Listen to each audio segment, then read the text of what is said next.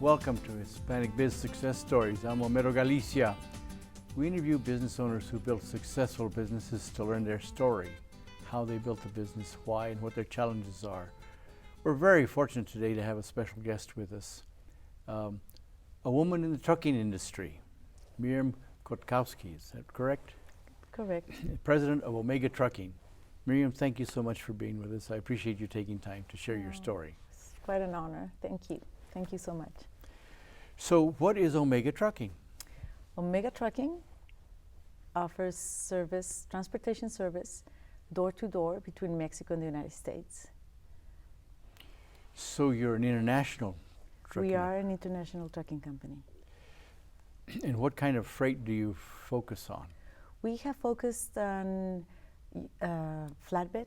We are a flatbed carrier mainly, which means that is the open vans. We mainly move construction materials, machinery, oversize and overweight loads with our sister company in Mexico who my brother runs. And what is that company name? Autotransporte Chamizal. Okay. I've seen your trucks carrying these huge turbines. Is that your? No, we moved last year. We moved plenty of wind blade that go into the turbines. So they're wind blades. The blades. Yes, the blades. And those are well oversized. Very. They're like 240 feet long. Wow. In Ciudad Juarez, the manufacturer TPI makes the biggest blades that are right now set in land. And you carry those over the road? No, we have crossing. We've crossed them through the border, and from Ciudad Juarez to Santa Teresa, and then from Santa Teresa to Ciudad Juarez, because some go back to Mexico. And your offices are in Santa Teresa? We are in Santa Teresa, correct. Right by the railroad yards and all of that? Yes, yes, it's an overweight zone. So, how in the world did you get into trucking? Okay, how in the world? My father began 50 years ago crossing cattle. And so when I was a kid, I would hear, I'm going to Casas Grandes, I'm going to Chihuahua, or he would cross the cattle across the border. And so he began. And I guess that was the first influence in trucking. And later, my oldest brother, Oscar, began working with my father. And the years passed, and when I got married, my father offered me a job to open an office in Santa Teresa, so just to run the office. And I had graduated from finance, and I'm very hyper, I'm very type A, and I began running the numbers and saying, well, this operation doesn't make money, this operation makes money. So I threw that study out to him after several years working in this office. And he said to me, well, I am planning to split the company in 3. And I go, okay. So it would be my brother, Oscar, who's been in the business since he graduated, my father and I thought. And then he said, no. You belong to your husband. It would be your other brother, my brother the dentist, my brother who's been with my father, and him. And I go, that doesn't seem fair, so I quit. And I left the business, and years passed, and my brother Oscar, I was living in Nashville then. That was about 23 years ago. And I've been very close to my brother Oscar, who's the oldest. I'm number 5, he's number 1. And he said, you know, that operation that was not making money, my father was going to sell it. And he bought it. I said, no, I believe in it, he said. And he bought this operation who was moving just cardboard to Chihuahua, was not making any money, and coming back empty. But he bought that operation, which was 10 trucks and I don't know how many flatbeds. and he made it productive. He went to Chihuahua, found loads coming back, and he made it productive. And he was growing, and he tells me, I need a controller. Why don't you come here? Because I was miserable in Tennessee. And I said, okay, but I want to be part of the business. I don't want to be an employee anymore. So we'll see what happens. 6 months after I was working with my brother, my father calls, my brother. I'm selling my 5 trucks. He was moving hazmat materials then 23 years ago in a very good, lucrative operation with Phelps Dodge to Mexico, from Playas Nuevo Mexico to Mexico, to Ciudad Juarez. And it closed down. He says, I'm selling it and I'm going to retire. So my brother's on the phone. He says, do you want to partner and open a company in the US? And I go, yes. Okay, 5 trucks? Okay, 5 trucks. Okay, yeah. What is the number? Blah, blah. Well, you need $50,000. Do you have it? Well, no. I had debts, but I have no money. So how can you be a partner that way? I said, I don't know. So I went back home and I told my husband, and my husband said, well, his best friend is a millionaire. And I said, let me ask Eduardo. He says, okay, so Eduardo wants to talk to you. So Eduardo, well, I have this opportunity, you know. So I heard Miriam. How much do you need? 50,000. Okay, I'll wire them. Do you need a signature? What can I give you in collateral? Your word. Okay. Next day, I had my 50,000, and I said, I have my money. I can be partners. Okay. So here's mine. Go and open it. So I opened Omega Trucking in 1998. Wow. So how big are you now? How's that? How big are you now? We have about 50 trucks and about probably 90, around 90, 95 trailers. Wow. How many employees? With all the operations that we handle, about 75. Wow. Okay. And your offices are in Santa Teresa? Our offices are in Santa Teresa, and we have several operations. We have a little operation in Mission, Texas. Mm-hmm. We operate a local fleet in Mexico that crosses the border, and a local fleet in Santa Teresa, and the over-the-road international fleet. So you've grown the business. Yes, we've grown. I don't think we've grown as we could have grown. After I did my master's in 2015, I figured, my father always said, if you have money, you buy, or you put it in your pocket. You need to buy equipment, you take it out of your pocket, but never get into debt. Wow. So I don't think I've grown as much as I could because I never wanted to get into debt. Okay. And now that I know that, this is like an American way, maybe I can take it to the next level. So you have a bachelor's in business, and then you went and got an Yes. MA? MBA. An I MBA. have a finance degree, correct. And an MBA. That's helped you a lot. It has, yes. You also teach a course at UTEP, is that right? I am. What course is that? I'm teaching service operation management. First time that I am teaching at UTEP. How do you like that? I love it. Yeah. I love it. Yeah. A friend of mine said, oh, but teachers are not well paid. And I go, you know what? I should pay UTEP. I've been learning so much. Yeah. Yeah, I've been teaching, of course, Hispanic entrepreneurship for years, and it's a courtesy but I love the opportunity. So, how many brothers, sisters then? We were 6, 3 brothers and 2 older sisters, and 2 of my brothers passed away. Really? So now I have my brother, who is my partner, and 2 older sisters. Wow. And what do your sisters do? My oldest sister lives in San Antonio, and she's retired.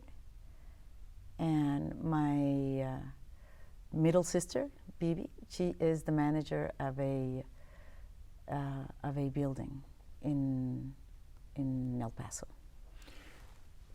And you have children? I have 3 boys. Really? How old?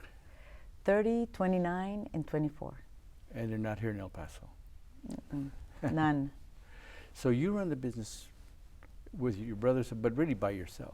Yes, well, I partner with my brother, but my brother runs the Mexican operation. And they are very, very good. I guess they're the biggest flatbed carrier in the state of Chihuahua. And the premise of our alliance or our partnership was to move door to door between Mexico and the U.S. seamlessly. So that has worked wonderful because. So what need is it that you're filling? What problem are you solving? I'm solving the problems of not transloading the load to another carrier in the U.S.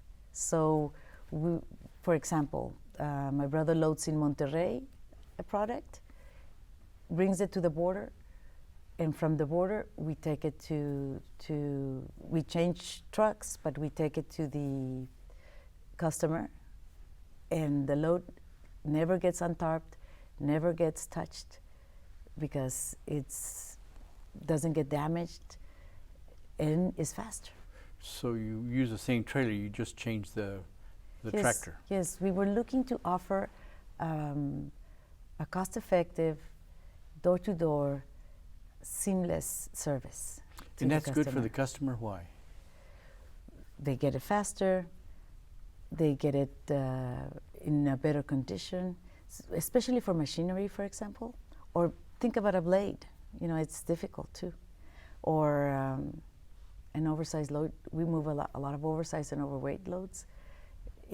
Every time you move that load, or every time you stop and move it, it can get damaged. There's a liability.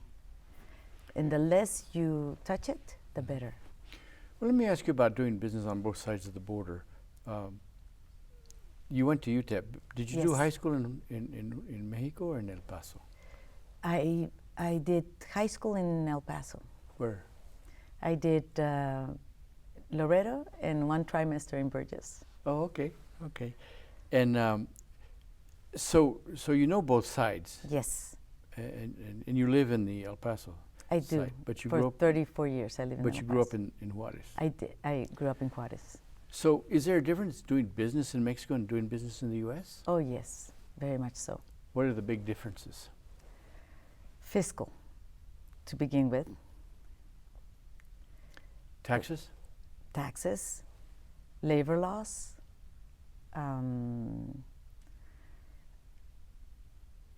For example, if somebody from Mexico wants to come and do a business over here in the U.S., they have to learn a whole new system? Totally.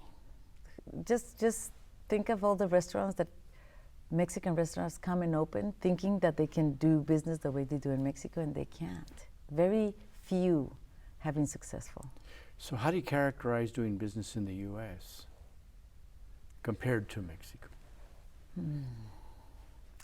I wouldn't be able to answer that question because my day-to-day,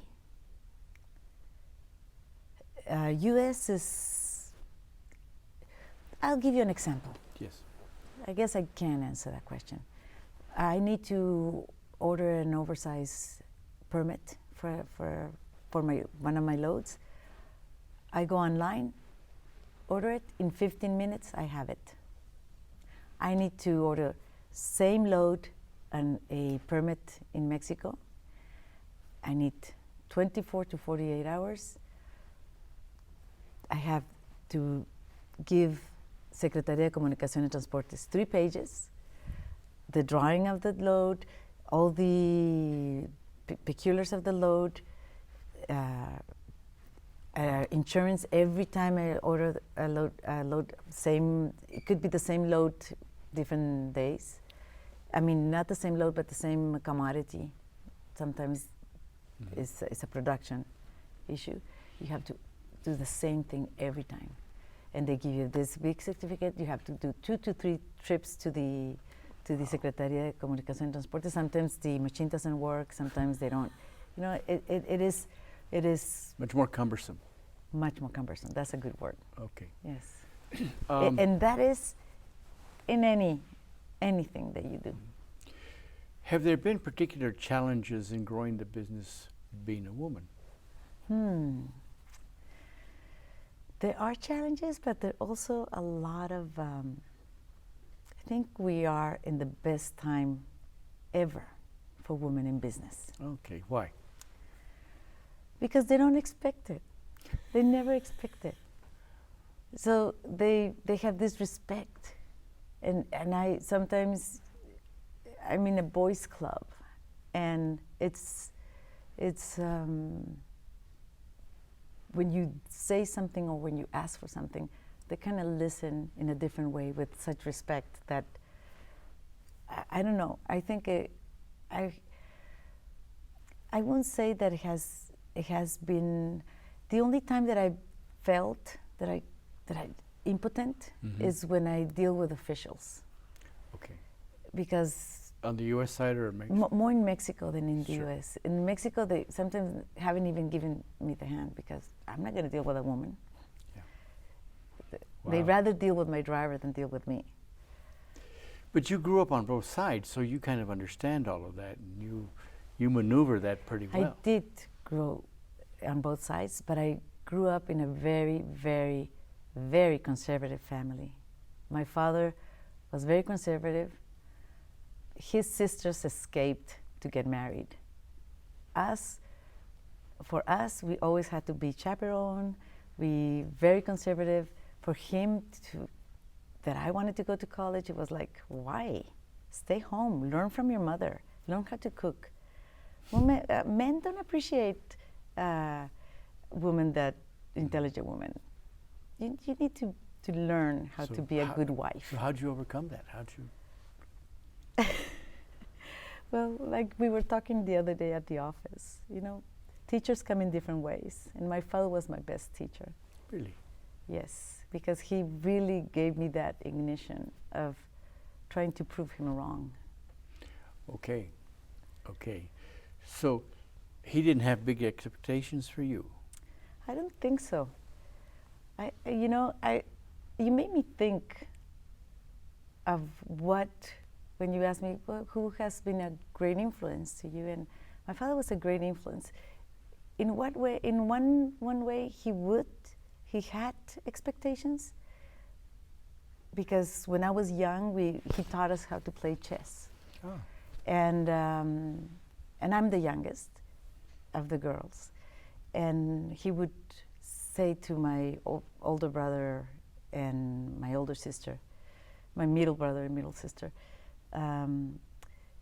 okay, I'll match any of you with her, and I bet that she'll beat you. And I felt like this pressure that I had to beat my brother or sister in chess. So that would tell me that he had high expectations of me. But on the other hand, you know, he couldn't care less of my grades in college or if I would, I mean. You did that all on your own? Yes, I wanted to study philosophy, and he said, MMC, what's that? Mientras te casas, mientras me caso. And I go, no. So, okay, I'm going to switch to finance, so he respects me. Okay, really interesting. I grew up in a chess home. My father was a chess player. Okay. And we used to play. He used to play all the time. I never beat my father in chess. No? Never did. He beat a world master. And oh, well. We had friends over at the house all the time playing chess, and so it's interesting. But you were the best chess player in your family. No, right? I wouldn't say that. I mean, we were all newbies. I mean, we just learned, but I did like the game. But I don't think I'm a good player. My kids beat me all the time. So. Yeah, but does that give you are you a strategist? Never thought of that. I don't see myself that way. But. Well, how do you see yourself as a business owner? How do I see myself? I I have this engine inside me. This like engine inside me. I'm just very self-motivated. And where does that come from? Self? I think it all began trying to prove my dad. Okay. And that I could do something. But when I think back, I think I was an entrepreneur all the time. Why do you say that? Because being the fifth one, I was always very independent. You know, you grow like the plants. Because by the time my mother had me when she was 23 years old, I'm number 5 and she was 23. Wow. You can imagine. Do you think she had time? No, no time. So I grew up very independent. If I needed something, I had to go for it. And I also observed my siblings all the time. I didn't have to live the experience. I could learn by watching what I wanted or what I did not want it. I admired my oldest brother, Oscar, who is now my partner. I always admired him. And he and I were my mother has green eyes, beautiful. I have a couple of my brother and sister blonde. So my oldest brother and I were the dark skin ones. So we were like, so maybe that united us somehow. I don't know. But we always got along well. He respected me and I did too. And I would never do any favors to anyone because I had to defend myself. Yeah, it's interesting you raised that because that was my family too. You Yeah. know, being the dark one, you know. In fact, I have a cousin. One cousin they call her Güera because she's Güera, and the other cousin they call her Negra because she's the dark one. Yes, no, we were the los negros, los negros de la familia. We're very in our families. We're very clear about, you know, light skin, dark skin in the same family, right? Yeah, I mean, I didn't think much about it, but I guess there was an effect somehow. So somewhere along the line, a fire started in you. That I think my father used to tell me, "Ay, mijita, tú naciste con los puños cerrados." That I was born with my fists closed. Okay. Because I would always defend myself. Okay. And I was tough. I was a tough little kid. Okay. I was a tomboy. I play football with my brother. So how does that help you in running a business? How did that help me in running a business? One, I was always independent, and I knew that I could rely on myself. When I was 18, I always wanted to go to camp, always, and I never could. When my friends went to camp, and this is camp from Juarez to the YMCA in El Paso. She couldn't take me because she was pregnant. My youngest brother was born 10 years after I was born. So when I was 18, I said to two of my friends, why don't we do a camp at the country club in Juarez? And my brother was 8, so I'll invite my little brother's friends, and so we had 30 kids. We divided among the 3 of us 10 kids at a time, and it was a success. You organized that? Yeah. So did you know you were an entrepreneur then? No, but we were able to pull it off, and it was born because I wanted always to go to camp. And my friends, my 2 friends that I invited, they went to camp, and they would come back telling all the stories. Oh, we weaved this, and we did that, and we did gymnastics, and we did that. And I go, oh, I want it so bad. So we did that. So when you started your business 23 years ago? Yes. What was your biggest challenge right away? My biggest challenge right away was cash flow. Ah. Cash flow was a big thing, and I didn't realize it. And so we pay for the 5 trucks and 5 trailers, and now we need to run it, and that takes money. Back then, I had no credit, and I needed to send my brother had a good relationship with Grupo Cementos de Chihuahua. So we began moving loads from Samalayuca to Tijeras. So we began with that little contract. And To Albuquerque. yes, exactly. And so, but then another customer or the traffic person would call when they ever had an emergency that they needed from Juarez to California or something like that. Had no money, and I told my brother, I need money for diesel to send. I don't get paid until 30 to 45 days. Don't look at me. You wanted a business, and he's such a good teacher because he lets you, do your own, and I am very proud. So I won't beg. so I said, okay, so I have a problem. How am I going to pull this out? He at that moment I was like offended, but then I realized, no. What can I do? And I went to a factoring company. I knew the owner. He was starting as well, and I took my invoices. He gave me 75% from them.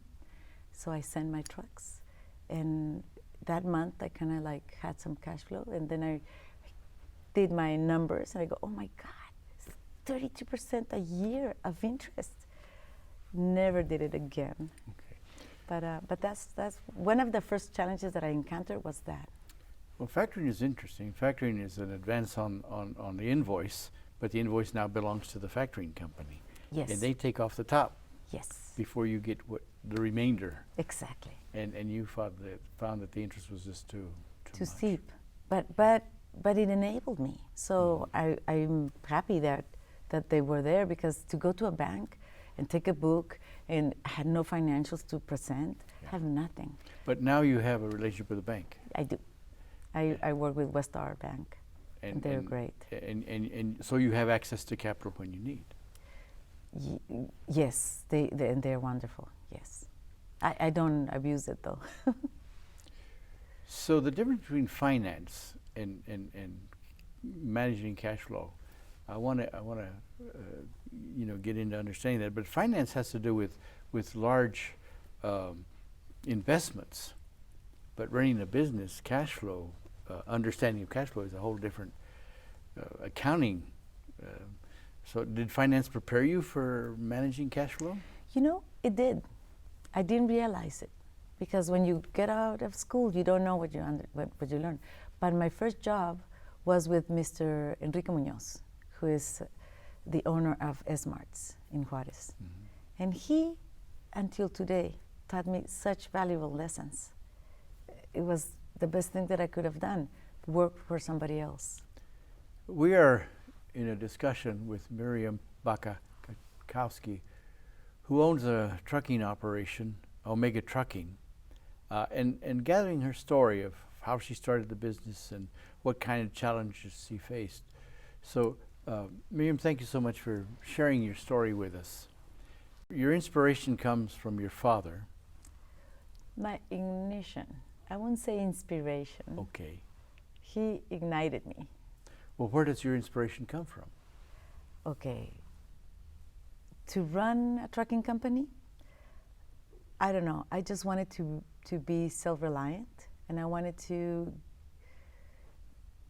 make sure that my kids had an education. So that if we're talking about inspiration, I was inspired by that. I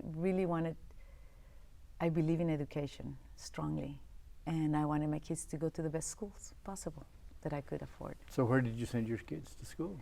They went to Montessori for elementary, and middle school they went to St. Clements, and high school they went to different programs in Coronado High School. And college, they all chose whatever they wanted to do. But I just wanted to make sure that I had that stability. So it was important to you to build a successful business?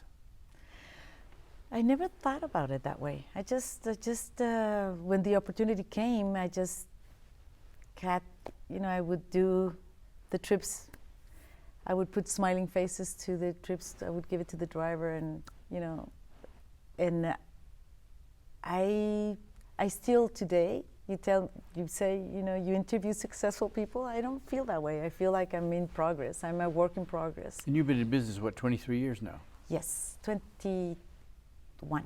21 years. And you started with 5 trucks. Yes. And now you have? 50 some. And you do flatbed hauling. Correct. So you're specialist. Mainly, we also have bulk trailers, and we also have a few vans for customers. We do whatever the customer asks for. But you're particularly suited to the kind of work you do because you're international. We are international, yes. But you're also an international person because you grew up on both sides. Yes, and this region, I think this region is just amazing because we are so close-knit as neighbors in El Paso, Santa Teresa, and Juarez. And so, and you partner with my brother. With your my brother is my partner, but he runs his Mexican company, and he's partnered with me in the U.S. But I run the U.S. operation. So he doesn't do international; he just does the Juarez side. Yes. You do the international. Yes. And is that something that he also does local, but cross-border, but not into the U.S. Okay. That's a special permit. It's a whole different ballgame. Okay. How do you like the trucking industry? I love the trucking industry. Why? It's never boring. Oh. And it's perfect for a type A personality. But you're also very independent. Very independent. And so, is that a requirement for running a business? I don't know if independence is, because I'm sure there's so many ways to climb a mountain that I don't know what is the quality. But one thing I believe that you have to be kind of like a multitasker, because logistics it's a service operation, and it has several dimensions of it. Your customers are very important, but your drivers become your customers as well. And it's multifaceted. So I remember, I think I asked you a question about in your business, who's number one? Yes. And your answer to that was? My drivers. Yeah. And then my customers. But I can't do one without the other. You have an office team that you've had for a long time. They're pretty loyal. Yes. How large is your office team? We have about 20 members, team members. Doing all the permits and dispatching? We have like operation in Juarez. We have my department, my operation department, maintenance department, and my administrative department. And you also have another facility in South Texas? In Mission, Texas, we have a very small little operation over there for a customer. So what are your growth plans? My growth plans are to take the company to the next level, to institutionalize it, to move it from a family mental mentality, small, to get it to that level, and that's my immediate goal. So how do you do that? I'm learning. I've been learning and making mistakes, and learning and making another mistake, and falling and standing up again. And what's the value of making mistakes? Learning. That is the value. You learn and you try another route. Interesting. I was talking to a football player the other day in class, and one of the messages somebody was giving the football team was, if you lose, you learn. And so I found that interesting. I said, well, yeah, and if you don't learn, you lose. Exactly. Exactly. That is correct. And so what are your biggest challenges today? Oh, there's several. There's several. Every day there's a challenge. But to balance the act of, I believe in leadership of example, and lead by example, but also I have this utopian idea that everybody can be a leader, and What is a leader? what is a leader? A decision maker. And you are a decision maker. I am. Is that easy, or is that? It's responsibility. Yes, it is. It takes guts sometimes to make a decision, take responsibility for it, and move forward. And where do those guts come from? I'm the fifth one in my family. I had to be gutsy to confront my older brothers and sisters, I guess. I don't know. So you've had that. Oh, yes. Yes. You were sharing. I'm glad I'm a woman, because if I would have been a man, I would have been in fights all the time. Well, you probably were anyway, right? Without. No. I think you have to follow manners. Okay. So I was ladylike. So, we were talking about dichos, and you grew up with dichos, Yes. sayings. Yeah. Oh, yeah. And I And- use them all the time on my kids as well. And in your business? Also, there was a time that we would put different ones around the office that would mean something. Like an example?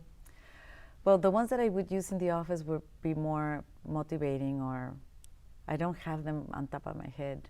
But when I saw you this morning, I was talking to my mother, and there's a couple of ones that she likes a lot.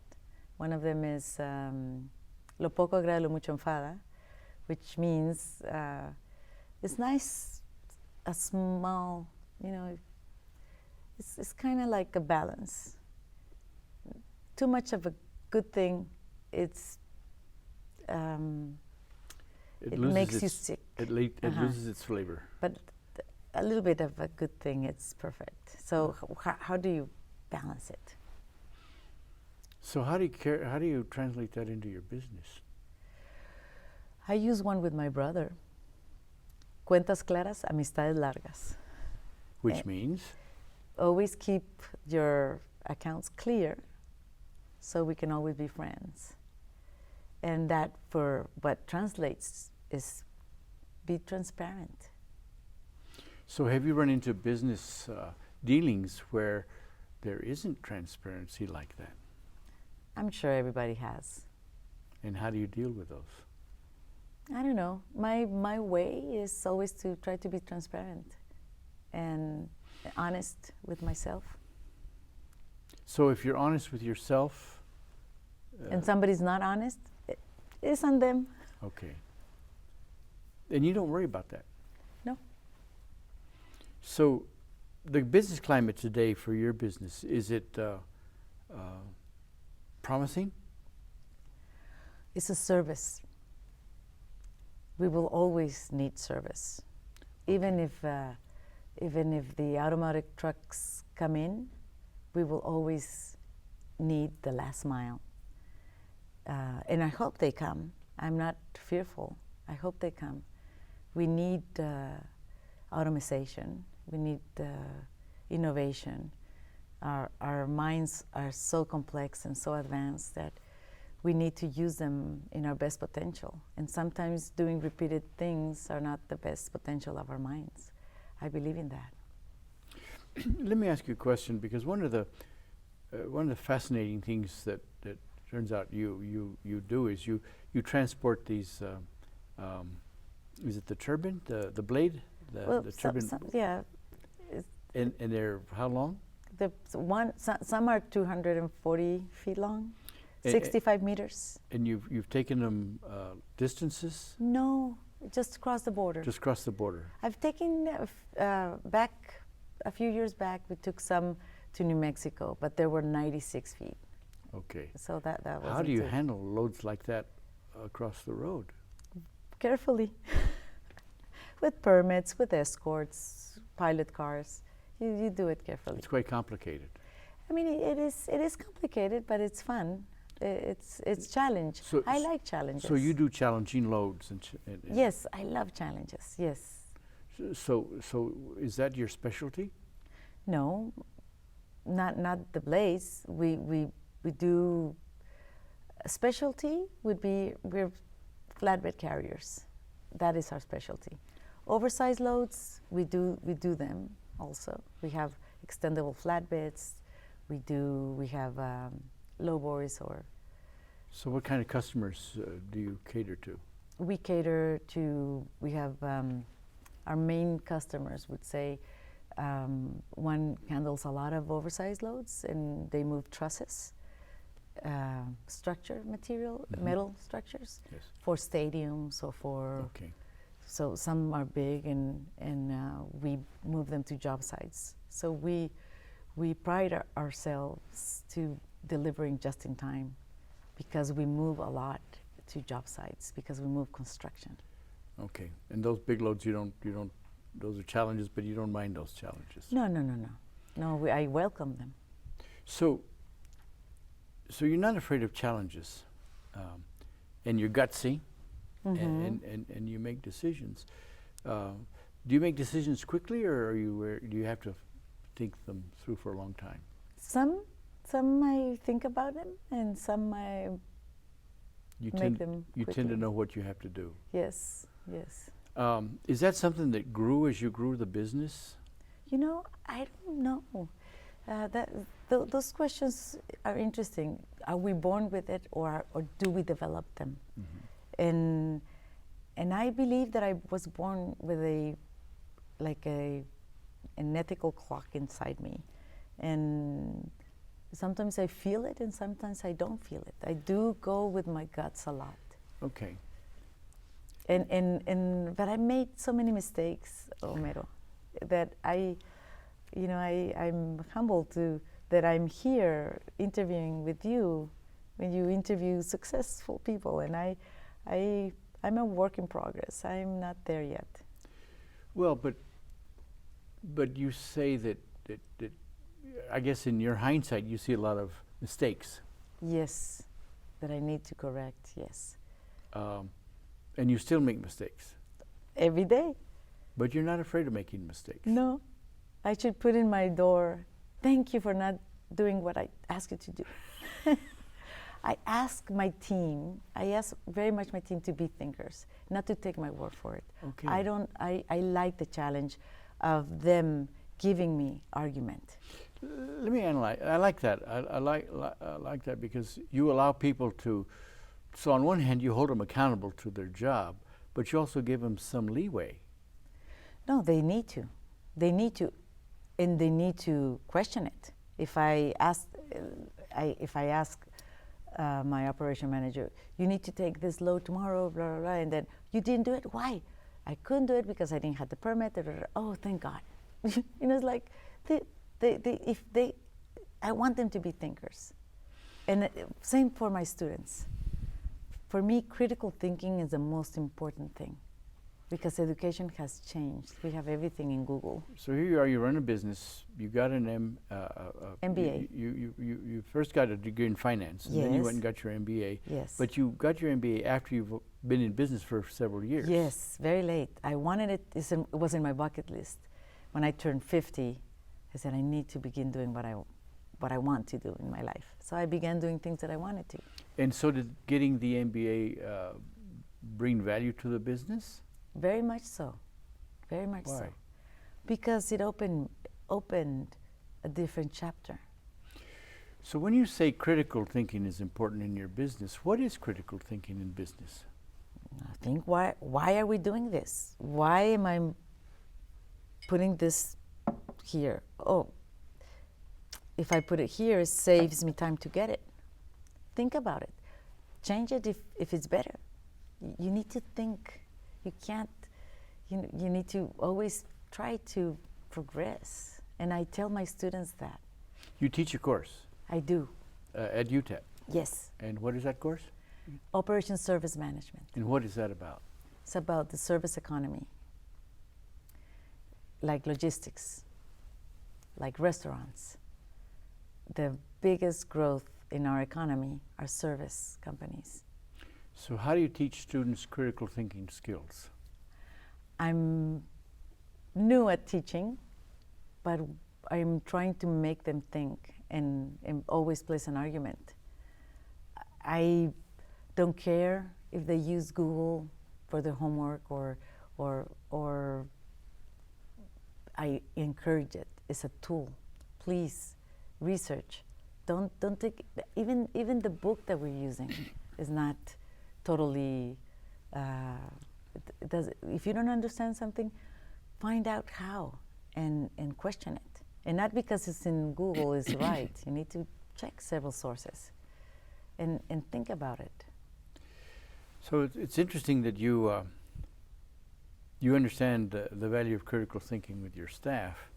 You know, I guess I have a question in trucking. Have you had major major problems with trucks on the road?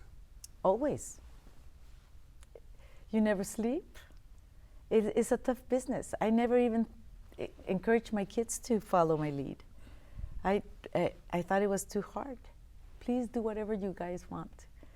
And so I don't have none of my 3 kids are interested in the business. So I Because it's tough?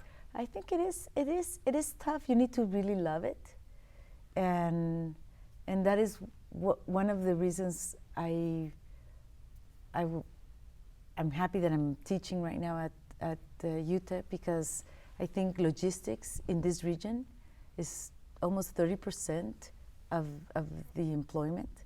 We need to learn it. We need to be innovative about it, because we have trade is one of Mexico's number 1 partner in trade with the U.S. And we're in the middle, geographically talking, of where everything is happening. We have the rail, we have everything. We have airports, we have crossings. So all this that came together for you in having this international trucking operation, fortunately you have your brother who is in trucking on the Juarez side, and you bring over to the U.S. and take to U.S. sites some of the products that are Yes, we produced. represent Mexican products with pride. And so you come on the scene, having grown up on both sides of the border, and I mean, because trucking is not something normally women get into. There are some women in trucking, but very few. And you say it's a tough business, but more important, you know the internationalness of this area. Yeah, I'm blessed with that. Yes, that is an asset. So you know, it's almost like, did you fall into this business or did it come to you? Well, it was familiar because I grew up in it. Okay. So when my brother asked me to come back and everything, it was kind of natural for me. I knew it. It's like finance. When I began studying finance, I was good at numbers. So, okay. I felt good about it, and then it wasn't actually something that I wanted to do, but then you become good at it, and then you like it because you're good at it. It's one after the other. Okay. So you like it because you're good at it. Yes. That's interesting. And you're good with numbers. I am. But you're also good with people. Am I? Well, you have a team that you've had for a long time in your office that you don't have turnover. I have very little turnover. Yes, I have very loyal people around. But why are they loyal to you? I don't know. I think because we're a team. We're a family. So you have built a team. Yes, we You are built a family. And it's I mean, we spend more time with each other than with our families. So yes, it is a family. Is that something that came natural to you, or is that something you intended to do? I don't know. I don't know. I think it's natural. Sure. Sure. I think it's natural. For you it is. Yes.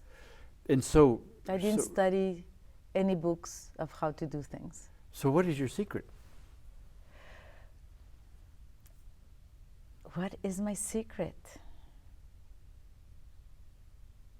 What is my secret? What's your special your don, your special gift? I was blessed to be the daughter of my parents. And my experiences has brought me where I'm at. Okay. So I don't know. I don't know. Because if you ask any of my team members, they say, oh no, I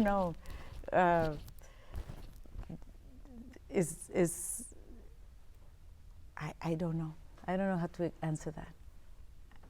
Well, and maybe it's a little unfair, but but there's some gifts that you have that certainly work for you to build your business. But sometimes you can't see those because they're so natural. I don't know. But one thing I can tell you is that I like to do things with meaning. I don't like superficiality. So everything I do, I want to do it the best I can. I know that it cannot be perfect, but if I do something, I want to do it the best I can and with meaning. And maybe that translates. And when something translates and you're real, I think it stays. When something translates and is false, it So shatters. you don't do things just a chiripada, just to do things. You do things with strategy, with reason, with. Not too much strategy, but it has to be meaningful to me. Okay. Like if a driver has a wreck for some, Yes. I stay there until 3 a.m. if Really? it needs to. You Yeah. go to the site. I go to the site. I help. I get my gloves. I help whatever I can, and I'm stay. That driver's scared. So you're hands-on. Very much so. Wow. And so, do you keep your cell phone on all night? Not now. I used to. Yeah. I used to. Now, thank God, I have people that answer those phone calls. But I have an excellent team. Okay. And you trust them. I do. But that's something that has grown. So if you were talking to some wannabe entrepreneurs, what would you recommend for them to do to prepare? What is? One of the things that I would say, and I try to do it as much as I can, is to put your shoes in their shoes. A driver on the road, he's tired, he misses their family. You don't know what problems they have at home. To have a dispatcher telling him, did you do that? Did you do that? Rrr. Don't, just let the driver do their work. And when he can, he'll call you. But don't nag him. Little things like that. So you're not a micromanager. I think I am very much. And I'm trying to get away from that because I do. If I hear in my office somebody not yelling but talking harshly to a driver that he is on the road, I immediately go, no. You let the driver. You need certain paperwork, or you need it. Oh, what in the trip 3 days ago? You didn't put this. Why are you nagging him? Let him. When you see him here, then you sit down with him and you ask him whatever you need. So you protect your drivers. Very much, like a mother, like a lion mother. Do you have trouble finding drivers? You know, there are some drivers that are difficult to find. It's a personality thing. They jump from one place to another. That's part of the industry. Okay, that's standard. Yes, Mm-hmm. but some drivers like our culture, and those drivers that fit in our culture stay. So you have built a culture in your organization. Yes. And it's visible and definite. I believe so. Okay. Didn't you feel it when you came over? Yes, absolutely. Okay. Because I went to your offices. Now you Yes. built this building. Yes. How long ago did you build the building? We moved to Santa Teresa in 2016. And you built this facility, so this Yes. is your lot and your offices. Yes, And so what is your legacy? my legacy. What are you going to leave to, in building this business, what is the legacy of the business? What? Hopefully,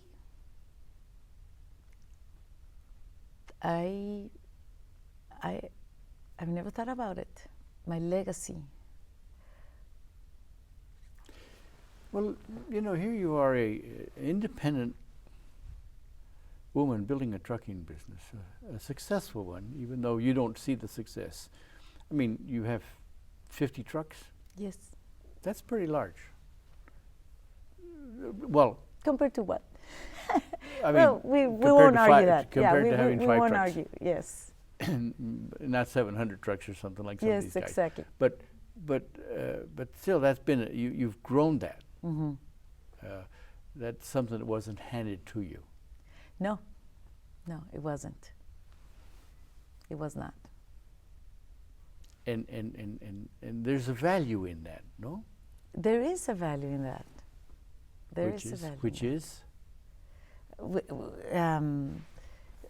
But my motivation is mainly the people that work, the families that, you know, when a driver brings me the invitation of the wedding of one of their sons, or the graduation, or now my drivers have sons that are engineers, that are lawyers, and that gives me so much pleasure. If I can leave something to them, is that pride that they're doing something with professionalism, and if I can move them to become more professional into their world without fear, I would feel very happy, and I get a lot of satisfaction from it. Well, fantastic. I really appreciate your sharing your story and that legacy that you're sharing is very impressive. Thank you so much for. No, thank you.